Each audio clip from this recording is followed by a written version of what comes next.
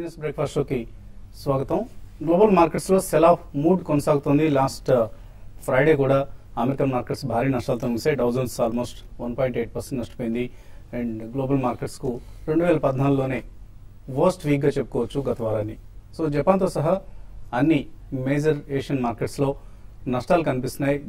Japan లో కొత్త ప్రభుత్వం వచ్చిన ఉత్సాహం కూడా కనపట్లేదు. ఆఫ్ కోర్స్ పాత ప్రభుత్వాన్ని తిరిగి అనుకున్నారు జపాన్ లో.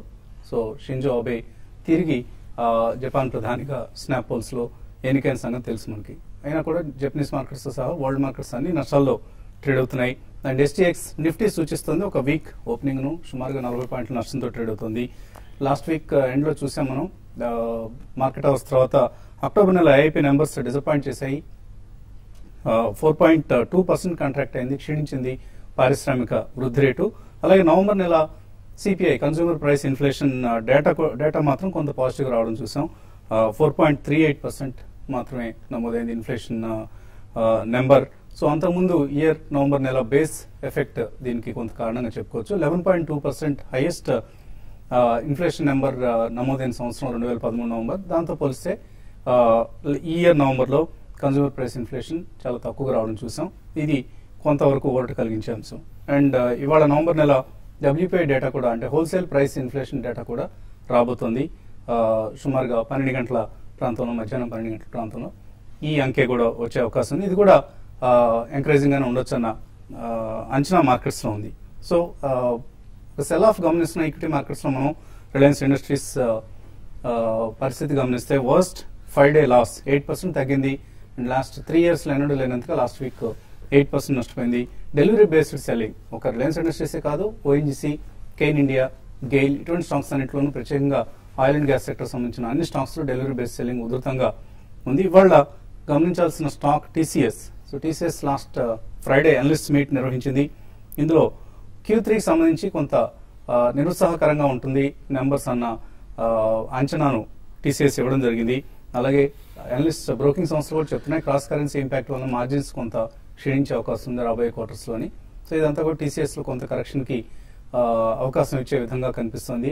అయితే తగ్గినప్పుడల్లా కొనుక్కోదగిన స్టాక్ టీసీఎస్. డెఫినెట్ గా పోర్ట్ఫోలియోస్ కి యాడ్ చేసుకోండి. ఇఫ్ దేర్ ఇస్ కనీసం 5% అంతకంటే ఎక్కువ క్షీణత వస్తే మాత్రం టీసీఎస్ ను పోర్ట్ఫోలియోస్ లో యాడ్ చేసుకోవడానికి ఇది మంచి సమయంగా భావించవచ్చు. సో నిఫ్టీ, సెన్సెక్స్ లో ప్రయాణం గురించి మాట్లాడేందుకు మనతో అనలిస్ట్ సిద్ధంగా ఉన్నారు. అలాగే మరొక విశిష్ట అతిథి శ్రీ జయ చౌదరి కూడా మనతో ఉన్నారు. Computer society of India golden jubilee సందర్భంగా చౌదరి గారిని ఈ రోజు మన స్టూడియోకి ఇన్వైట్ చేయడం జరిగింది. చౌదరి గారితో మాట్లాడబోయే ముందు అనలిస్ట్ అడిగి మార్కెట్స్ పరిస్థితి గురించి తెలుసుకుందాం. సో ఎటువంటి ట్రెండ్ మనం ఎక్స్పెక్ట్ చేయొచ్చు? నిఫ్టీ, సెన్సెక్స్ లో టెక్నికల్ గా ఎలా కనిపిస్తున్నాయి? టెక్నికల్ గా మనం లాస్ట్ ఫ్రైడే చూసాము, చాలా వీక్ క్లోజింగ్, డేస్ లో దగ్గర క్లోజ్ అవడం చూసాము. అలాగే లాస్ట్ వీక్లీ చార్ట్ లో చూస్తే కనుక వీక్లీ లోయెస్ట్ లెవెల్ కూడా క్లోజ్ అయింది. అంటే టెక్నికల్ గా ఒక డౌన్వర్డ్ రివర్సల్ బార్ కనిపించింది. అంటే మార్కెట్ షార్ట్ టర్మ్ లో ఒక కరెక్షన్ కానీ ఒక కన్సాలిడేషన్ దిశగా వెళ్లే అవకాశం కనిపిస్తుంది. ఇవాళ గ్లోబల్ క్లోజ్ అందరూ చూసింది 30 to 50 పాయింట్స్ వరకు మైనస్ లో ఓపెన్ అయ్యే అవకాశం కనిపిస్తుంది. అంటే 8180 ఆ లెవెల్లో కొంచెం ఓపెన్ అయ్యే అవకాశం ఉంది. కింద డౌన్ సైడ్ చూస్తే కనుక స్ట్రాంగ్ సపోర్ట్ 8150 దగ్గర కనిపిస్తుంది. అక్కడ ఇంట్రాడే కొంచెం నిలబడే అవకాశం కనిపిస్తుంది. బట్ ఓవరాల్ గా కొంచెం ప్రస్తుతానికి లాంగ్ పొజిషన్స్ అవాయిడ్ చేసుకోవడం మంచిది. ఎందుకంటే డేటా ఉంది, టీసీఎస్ ఎలా రియాక్ట్ అవుతుందో చూసుకోవాలి. సో మార్కెట్ కూడా ఎక్కడ స్టేబుల్ గా ఉంటుంది, ఎక్కడ సపోర్ట్ తీసుకుంటుందో కూడా చూసుకోవాలి. ఇక బ్యాంక్ నిఫ్టీ చూస్తే కనుక 18,200 పైన నిన్న క్లోజ్ అయింది శుక్రవారం నాడు. దాని కింద కాసేపు ట్రేడ్ అవుతే మటుకు మళ్ళీ ఫర్దర్ షార్ట్ టర్మ్ కరెక్షన్ వెళ్ళే అవకాశం ఉంది. సో 18,200 కింద కనుక ట్రేడ్ అవుతే కనుక షార్ట్ టర్మ్ పొజిషన్స్ ఎగ్జిట్ అవ్వచ్చు. నెక్స్ట్ మేజర్ సపోర్ట్ 17,800 దగ్గర కనిపిస్తుంది. అక్కడ ఇంత క్రితం ఒక మేజర్ లో అక్కడ కొన్ని కన్సాలిడేషన్ తీసుకునే అవకాశం కనిపిస్తుంది. ఆన్ ద హోల్ మార్కెట్ ఒక కరెక్షన్, ఒక కన్సాలిడేషన్ తీసుకుని వెళ్ళే అవకాశం ఉంది. ఒక 2-3 రోజులు స్టేబుల్ అయిన తర్వాత ఫ్యూచర్స్ లో అప్పుడు లాంగ్ పొజిషన్ తీసుకోవచ్చు. అలాగే ఎవరైనా షార్ట్ పొజిషన్ ఉంటే కనుక 8,200 పైన క్లోజింగ్ బేసిస్ మీద స్ట్రిక్ట్ గా స్టాప్ లాస్ పెట్టడం అనేది మోస్ట్ ఇంపార్టెంట్. సో ట్రేడర్స్ కు, ఇంట్రాడే ట్రేడర్స్ కావచ్చు, ఈ వీక్ పొజిషన్స్ క్రియేట్ చేస్తున్నారు, ఎటువంటి సలహా ఇస్తారు? ఈ వీక్ మొత్తం కూడా పొజిషన్ ట్రేడ్, అంటే పొజిషన్ ట్రేడ్ గా ఏదైనా బై కానీ సెల్ కానీ పొజిషన్ తీసుకునే వాళ్ళు మాత్రం ఎక్కువగా చాలా వరకు సెల్ పొజిషన్ తీసుకోమంటాను. ఏమాత్రం మార్కెట్స్ కొంచెం అప్ ట్రెండ్ వచ్చినప్పుడు షార్ట్ సెల్లే చాలా వరకు బెటర్ అనిపిస్తుంది. కొన్ని అయితే 1-2 సెక్టర్లు మినహాయిస్తే మాత్రం మిగతా అన్ని సెక్టర్లు కూడా వీక్ గా ఉన్నాయి. మరి ముఖ్యంగా లాస్ట్ వీక్ లో చూస్తే నిఫ్టీ మనకి కంటిన్యూస్ గా డౌన్ ట్రెండ్ చూసాము. లాస్ట్ ట్రేడింగ్ సెషన్ లో రిలయన్స్ ఒక పడిన విధానం చూస్తుంటే మళ్ళీ మార్కెట్ అంటే రిలయన్స్ స్టాక్ ఇప్పట్లో మళ్ళీ పెరిగే అవకాశం లేదు. దానికి ప్రధాన కారణం క్రూడ్ అని చెప్పొచ్చు. ఇంటర్నేషనల్ మార్కెట్లో క్రూడ్ ఆయిల్ క్రాష్ కావడం కారణం చెప్పొచ్చు. కాబట్టి ఈ విధంగా ఇండెక్స్ స్టాక్స్ వీక్ అయితే ఇండెక్స్ పెరగడం అనేది అంత ఈజీగా ఉండదు. దానికి ముందు కంటిన్యూగా 9 రోజులు ఇన్ఫోసిస్ మైనస్ లో ట్రేడ్ అయింది. లాస్ట్ ట్రేడింగ్ ఒకటే పాజిటివ్ ఉంది. అంటే కాబట్టి ఇటువంటి ఇండెక్స్ స్టాక్స్ వీక్ ఉన్నాయి కాబట్టి ఇండెక్స్ లో చాలా అప్ ట్రెండ్ అనేది చాలా లిమిటెడ్ గా ఉంటుంది. కాబట్టి 8320 8340 మాక్సిమం ఆ లెవెల్ దాకా రావచ్చు. ఒక షార్ట్ కవరింగ్ ర్యాలీ వస్తే అక్కడికి వచ్చినప్పుడు నిఫ్టీలో షార్ట్, తర్వాత అదర్ కౌంటర్స్ లో కూడా షార్ట్ సెల్ చేయమంటాను. ఈ రోజు విషయానికి వస్తే కొంచెం ఈ రోజు లోయర్ లెవెల్స్ నుంచి కొంత బయింగ్ రావడానికి కూడా అవకాశం ఉంది. ఎందుకంటే లాస్ట్ ట్రేడింగ్ సెషన్ లో కూడా మళ్ళీ 4%, మళ్ళీ ఈ రోజు కూడా 2% దాకా కరెక్ట్ కావడం చూసాము. ఇది ఇండియాకి చాలా పాజిటివ్ అంశం అని చెప్పొచ్చు. కాబట్టి బ్యాంకింగ్ స్టాక్స్ లో కొంచెం అప్ ట్రెండ్ రావచ్చు. కొంత రియాలిటీ స్టాక్స్ లో కూడా కొంత ఓవర్ సోల్డ్ లో ఉన్నాయి. వాటిలో కూడా లోయర్ లెవెల్ నుంచి షార్ట్ కవరింగ్ మరి భయం అంటే ఇన్వెస్ట్మెంట్ బేస్ బయింగ్ రాకపోవచ్చు కానీ బట్ షార్ట్ కవరింగ్ రావచ్చు. అటువంటి వాటిలో లాంగ్ పొజిషన్ తీసుకోమంటాను. ఈ రోజు పర్టికులర్ ఇంటర్డే విషయానికి వస్తే బయోకాన్ ఒకటి కొంచెం స్ట్రాంగ్ గా ఉండడానికి అవకాశం ఉంటుంది. 455 పైన ఉంటే దాన్ని బై చేసుకోవచ్చు. ఈవెన్ సిప్లా కూడా ఇంటర్డేలో కొంచెం స్ట్రాంగ్ గా ఉండడానికి అవకాశం ఉంటుంది. తర్వాత సెల్కి మాత్రం ఎవరీ ర్యాలీలో టీసీఎస్ సెల్ చేసుకోమంటాను. ఈ రోజు ఈవెన్ ఇన్ఫోసిస్ కూడా హయ్యర్ లెవెల్స్ లో సెల్ చేసుకోమంటాను. ఓన్లీ లాంగ్ పొజిషన్స్ ఒక ఫార్మా అండ్ ఎఫ్ఎంసీజీలో లాంగ్ పొజిషన్ తీసుకోమని చెప్తాను. అలాగే computer society of India, so భారతదేశంలో ఐటీ రంగం వేళ్ళూనుకునేందుకు కృషి చేసిన మొట్టమొదటి సంస్థ, అలాగే అగ్రగామి సంస్థ computer society of India. So Computer society of ఇండియాలో అన్ని ఐటీ సంస్థలు, అగ్రగామి సంస్థలు కూడా సభ్యులు. సో గత 3 రోజులుగా డిసెంబర్ 12 నుంచి 14 వరకు స్వర్ణోత్సవ సంబరాలు హైదరాబాద్ జేఎన్టీయూలో జరిగాయి. సో ఈ సిఎస్ఐ సంబరాలకు సిఎస్ఐ హైదరాబాద్ చాప్టర్ ఆధ్వర్యంలో జరగడం మనందరికీ గర్వకారణం. ఆ సందర్భంగా సిఎస్ఐకి గతంలో చైర్పర్సన్ గా చేశారు. అలాగే ఈ 3 రోజుల ఉత్సవాలకు చౌదరి గారి నేతృత్వంలో, జేఏ చౌదరి గారి నేతృత్వంలో ఈ సంబరాలు జరిగాయి. దానికి సంబంధించిన విశేషాలు వివరించడానికి చౌదరి గారు మనతో ఉన్నారు. సో లాస్ట్ 3 days గా 3 రోజులు హైదరాబాద్ జేఎన్టీలో సిఎస్ఐ స్వర్ణోత్సవ సంబరాలు జరిగాయి. సో అసలు స్వర్ణోత్సవ సంబరాలు జరపాలన్న నిర్ణయం హైదరాబాద్ లోనే ఎందుకు జరిపారు? అలాగే ఎటువంటి సమావేశాలు, కార్యకలాపాలు జరిగాయి గత 3 రోజులుగా? ఈ స్వర్ణోత్సవ సంబరాలు హైదరాబాద్ లో ఎందుకు జరపాలనుకున్నామంటే ఈ సిఎస్ఐ ఆవిర్భావం మన హైదరాబాద్ నుంచి జరిగింది 1965లో. ఆ రోజుల్లో అసలు కంప్యూటర్ పరిజ్ఞానం చాలా మందికి తెలీదు. అలాంటి రోజుల్లో మన హైదరాబాద్ మన ఇండియాకే ప్రామాణికంగా ఉండేది. ఫస్ట్ కంప్యూటర్ మన ఇండియా నుంచి వచ్చింది మన ఈసీఐఎల్ నుంచి. ఈసీఐఎల్లో ఫస్ట్ కంప్యూటర్ అక్కడ compilers, operating systems, hardware, software మనకు అప్పుడు అమెరికా నుంచి శాంక్షన్స్ ఉండేవి. అమెరికా నుంచి ఏదైనా కంప్యూటర్ ఇంపోర్ట్ చేసుకోవాలన్నా కూడా ఆ శాంక్షన్ వల్ల ఇంపోర్ట్ చేసుకోవడం లేదు. తర్వాత ఐబిఎంని మల్టీనేషనల్ కంపెనీస్ అన్ని అప్పుడు కోకోకోలా వీటిని మన భారతదేశం నుంచి తరిమేసాం వాళ్ళందరినీ. ఆ పరిస్థితుల్లో మనకు ఇంపోర్ట్ చేసుకోవాలన్నా కూడా ఏ అడ్వాన్స్ కంట్రీస్ కూడా మనకు కంప్యూటర్ ఇచ్చే పరిస్థితి లేదు. ఆ సిచ్యువేషన్ లో మన హైదరాబాద్ లో ఈసీఏలు, ఇది హార్డ్వేర్ రంగంలో, అదేవిధంగా సాఫ్ట్వేర్ రంగంలో సిఎంసి, ఈ 2 అగ్రగామి సంస్థలుగా ఉండేటివి. అప్పుడు ఆలోచించా, అంటే ఈ కంప్యూటర్ పరిజ్ఞానం చాలా తక్కువ మందికి తెలుసు, ఇది చాలా మందికి తెలియదు. కాబట్టి దీని గురించి ఒక అసోసియేషన్ స్టార్ట్ చేస్తే బాగుంటుందని చెప్పి 1965లో ఈ computer society of India Hyderabad లో స్టార్ట్ చేయడం జరిగింది. అందుకని ఈ 50 ఏళ్ల చరిత్ర పునాది వచ్చేసి హైదరాబాద్. కాబట్టి ఈ స్వర్ణోత్సవ గోల్డెన్ జూబ్లీ సెలబ్రేషన్స్ హైదరాబాద్ చేయాలని చెప్పి అనుకున్నాము. ఈ కాన్ఫరెన్స్ వచ్చేసి 2 భాగాలుగా ఉందండి. ఒకటేమో technical conference, 3 days technical conference. దాని తర్వాత సిఎస్ఏలో చాలా మంది స్టూడెంట్ మెంబర్స్ చాలా మంది ఉన్నారు. దాదాపు 1,20,000 మంది మెంబర్స్ ఉన్నారు సిఎస్ఏలో. ఎక్కువ భాగం స్టూడెంట్స్ మెంబర్స్ ఎక్కువగా ఉన్నారు. అందుకని స్టూడెంట్ కన్వెన్షన్ సపరేట్ గా పెట్టాము. అది జనవరి 3-4 తారీఖుల్లో హైదరాబాద్ లోనే జరుగుతుంది.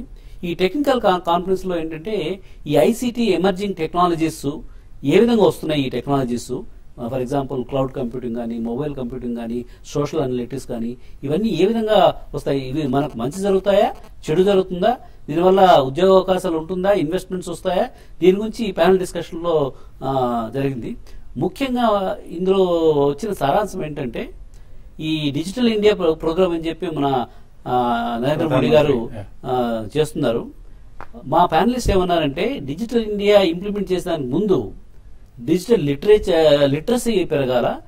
డిజిటల్ లిటరసీ కంటే ముందు డిజిటల్ అవేర్నెస్ ఎందుకంటే ఇప్పుడు ఒక కామన్ పర్సన్ అగ్రికల్చర్ ఫార్మర్ కూడా స్మార్ట్ మొబైల్స్ ఉపయోగిస్తున్నారు. తెలుసో తెలియకోకుండా ఏదో అప్లికేషన్స్ యాప్స్ అన్ని చాలా యాప్స్ అన్ని డౌన్లోడ్ వాళ్ళకు అది లైసెన్సింగ్ అగ్రిమెంట్ కూడా ఎవరు చదువుకునే ఓపిక లేదు, చదువుకున్నా కూడా అర్థమయ్యే పరిస్థితి లేదు. అందులో యాక్సెప్ట్ అని చెప్పి నేను నొక్కేస్తున్నారు. దానివల్ల ఏమవుతుందంటే వాళ్ళ పర్సనల్ ఇన్ఫర్మేషన్, వాళ్ళ బ్యాంక్ అకౌంట్ ఇన్ఫర్మేషన్ ఇవి వేరే వాళ్ళ చేతులు వెళ్ళిపోయిన తర్వాత రేపొద్దున వాళ్ళ బ్యాంక్ లోంచి మొత్తం అకౌంట్స్ ఉన్న మనీ అంతా కూడా వేరే వాళ్ళు డ్రా చేసేందుకు కూడా అవకాశాలు ఉన్నాయి. అలా ఎలాంటి సాఫ్ట్వేర్, ఎలాంటి అప్లికేషన్ వాళ్ళు డౌన్లోడ్ చేసుకుని ఇవన్నీ అవేర్నెస్ మన మీడియా మాధ్యమం కానీ గవర్నమెంట్ చాలా అవేర్నెస్ తీసుకొని రావాలి. తీసుకొచ్చిన తర్వాతే Digital India programme rural areas తీసుకుంటే బాగుంటుంది అని చెప్పేసి అందరూ వక్తలంతా చెప్పడం జరిగింది. అదేవిధంగా ఇంకొక ప్రధానమైన విషయం ఏంటంటే మన భారతదేశానికి రేపు వచ్చే యుద్ధాలు ఏదో మిజైల్స్ ద్వారాను, తర్వాత మనుషులు బార్డర్స్ లో పోయి కాపలా కాసి చేసే యుద్ధాలు ఉండవు. నెక్స్ట్ జరగబోయే యుద్ధాలన్నీ కంట్రీ టు కంట్రీ యుద్ధాలన్నీ ఎలక్ట్రానిక్ వార్ఫేర్ ఉంటుంది, సైబర్ వార్ఫేర్ ఉంటుంది. దానికి మనం ఏ విధంగా మన దేశం సంసిద్ధతగా ఉందని చెప్పి అది కూడా చాలా మంచి డిస్కషన్ జరిగింది. అందులో తెలిసిన విషయం ఏంటంటే మనం ఇంతవరకు చాలా గవర్నెన్స్ అని తర్వాత ఇవన్నీ చాలా చేస్తున్నాం. For example let's vote campaign లో మేము చేసినప్పుడు మన ఓటర్ డేటాబేస్ అంతా సిస్టమ్స్ లో ఉన్నాయి, సర్వర్స్ లో ఉన్నాయి. అది ఎవరైనా హ్యాక్ చేసి ఎల్ఐని మళ్ళీ చేయొచ్చు, లేదంటే ఓటింగ్ ఇదంతా డిలీట్ చేయొచ్చు, ఏదైనా చేయొచ్చు అనమాట. ఇలాంటి గవర్నమెంట్ సర్వర్స్ లో కూడా ఈరోజు సెక్యూరిటీ లేదు. అదేవిధంగా మనం ఇంపోర్ట్ చేసుకున్న హార్డ్వేర్ లో కూడా చాలా మలేషియస్ సాఫ్ట్వేర్ పెడుతున్నారు. తెలియకోకుండా అది ఓపెన్ అయిపోతే మన మొత్తం ఇన్ఫర్మేషన్ అంతా మనం ఏం మాట్లాడుతున్నాము, తర్వాత ఏం బ్యాంకింగ్ ట్రాన్సాక్షన్ చేస్తున్నాం, ఇవన్నీ కూడా వేరే దేశాలు తెలిసిపోతే దీనివల్ల ఎప్పుడైనా ఎలక్ట్రానిక్ వార్ఫేర్ జరిగితే కూడా ఇండియా చాలా సందిగ్ధంలో ఉంటుంది. దీనికి ఏ విధంగా మనం are we prepared to take care of such electronic warfare, cyber warfare, అది సెకండ్ ప్రధాన అంశంగా డిస్కస్ చేశాము. థర్డ్ ఇంపార్టెంట్ ఏంటంటే మనకు ఉద్యోగ అవకాశాలు ఈ ఐసీటీ టెక్నాలజీ ద్వారా ఎలాంటి ఉద్యోగ అవకాశాలు వస్తాయి. ఉద్యోగాలు ఉంటాయి కానీ మన ఇంజనీరింగ్ ఎడ్యుకేషన్ చాలా స్టాండర్డ్స్ బాగా పడిపోయినాయి. వీళ్ళకు ఉద్యోగాలు ఉన్నా కూడా కంపెనీస్ ఇక్కడ వచ్చినా కూడా మన వాళ్ళకి ఉద్యోగాలు అయితే రావని చెప్పేసి అందరూ వక్తలు చెప్పడం జరిగింది. దీనికి ఒకటే సొల్యూషన్ ఏంటంటే మనం డ్రాస్టిక్ గా రిఫార్మ్ తీసుకోవాలా. ఈ ఏఐసిటి ఇలాంటి ఆర్గనైజేషన్స్ అన్ని డిస్మాంటిల్ చేసి కొత్త ఆర్గనైజేషన్ ఏ విధంగా అయితే ఈ రోజు నరేంద్ర మోడీ గారు ఈ ప్లానింగ్ కమిషన్ కూడా తీసి కొత్త విధానాన్ని తీసుకొస్తున్నారు. అలాగే యూజీసీ, ఏఐసిటి ఇవన్నీ పాతవన్నీ తీసి డ్రాస్టిక్ రిఫార్మ్ తీసుకొచ్చి knowledge based education, exam centric education నుంచి నాలెడ్జ్ సెంట్రిక్ ఎడ్యుకేషన్ తీసుకొస్తే అప్పుడు మన పిల్లలకి ఉద్యోగ అవకాశాలు వస్తాయి. మన ఇండియాలోనే కాదు మిగతా దేశాల్లో కూడా వస్తాయని చెప్పేసి ఇలాంటి విషయాలన్నీ చర్చించడం జరుగుతుంది. ఓకే, మరింత సమాచారం సిఎస్ఐ స్వర్ణోత్సవాలకు సంబంధించి తెలుసుకునే ముందు చిన్న బ్రేక్ తీసుకున్నాం.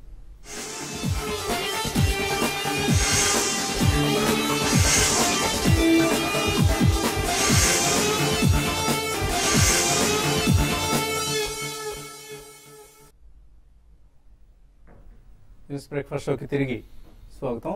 సో మనతో ఉన్నారు computer society of India golden jubilee సందర్భంగా జరిగిన హైదరాబాద్ లో జరిగిన ఉత్సవాలకు సంబంధించిన విశేషాలను వివరించేందుకు ఫికీ కో చైర్మన్, అలాగే talent sprint vice chairman Shri Jaya Chowdary గారు. సో చౌదరి గారు, సిఎస్ఐ సంబంధించి తర్వాత చాలా బాడీస్ వచ్చాయి, నాస్కామ్ అని రకరకాల బాడీస్ వచ్చాయి ఐటీ ఇండస్ట్రీకి సంబంధించి. So Computer society of India role ఏమైనా తగ్గిందా అంతకుముందు గతంతో కంపేర్ చేస్తే ఇతరత్ర అసోసియేషన్స్ వచ్చిన సందర్భంగా?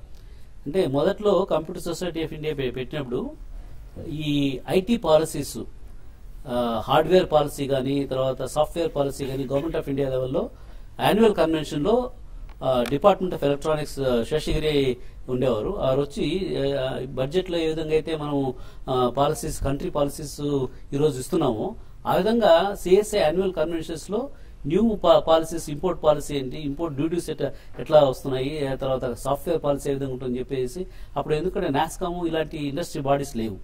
అప్పుడు CSI was only platform where they use to declare about the new hardware policy, software policy, how అది ఇంపోర్ట్ డ్యూటీ స్ట్రక్చర్ ఏ విధంగా ఉంటుంది, ఇవన్నీ కూడా సిఎస్ఏ కన్వెన్షన్స్ లో ఇండస్ట్రీ కూడా ఎక్కువ పార్టిసిపేట్ చేసేవాళ్ళు. తర్వాత నాస్కామ్ వచ్చిన తర్వాత NASSCOM became IT association, all industry వాళ్ళు దాంట్లో భాగస్వాములు అయిపోగానే ఇది సిఎస్ఐ అప్పుడు ఓన్లీ ఎడ్యుకేషన్ ఇన్స్టిట్యూషన్స్, తర్వాత స్టూడెంట్స్, ఇది తర్వాత లాట్ ఆఫ్ రీసెర్చ్ పేపర్స్ అంటే R&D రిలేటెడ్. ఫర్ ఎగ్జాంపుల్ మా ఈ గోల్డెన్ జూబ్లీ సెలబ్రేషన్స్ లో దాదాపు 350 మంచి టెక్నికల్ పేపర్స్ ప్రజెంట్ చేశారు. అవన్నీ స్ప్రింగర్ వాళ్ళు ఒక పబ్లికేషన్ కూడా తీసుకొస్తున్నారు. ఇలా ప్రతి సంవత్సరం స్టూడెంట్స్, ఫ్యాకల్టీ వీళ్ళు చేసిన రీసెర్చ్ ఇవన్నీ కూడా ఈ పబ్లికేషన్ ద్వారా కూడా చేసి more academic and research oriented గా ఆ డైరెక్షన్ లో సిఎస్ఏ టేకన్. ఎందుకంటే నాస్కామ్ వచ్చిన తర్వాత there is no relevance for CSA to talk about the industry related issues.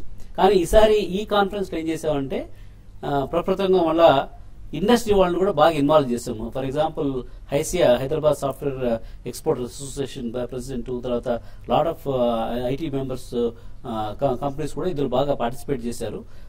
తర్వాత ఈ ప్యానలిస్ట్ కూడా పెద్ద పెద్ద కంపెనీల నుంచి, IBM నుంచి కానివ్వండి, ఓరకల్ నుంచి కానివ్వండి, వాళ్ళ చీఫ్ టెక్నాలజీ ఆఫీసర్స్ వాళ్ళంతా వచ్చేసి చాలా ఈ రోజు జరుగుతున్న టెక్నాలజీ ఏంటి, రేపు రాబో టెక్నాలజీ ఏ విధంగా ఉంటాయని చెప్పి దీని మీద కూడా డిస్కస్ చేయడం జరిగింది.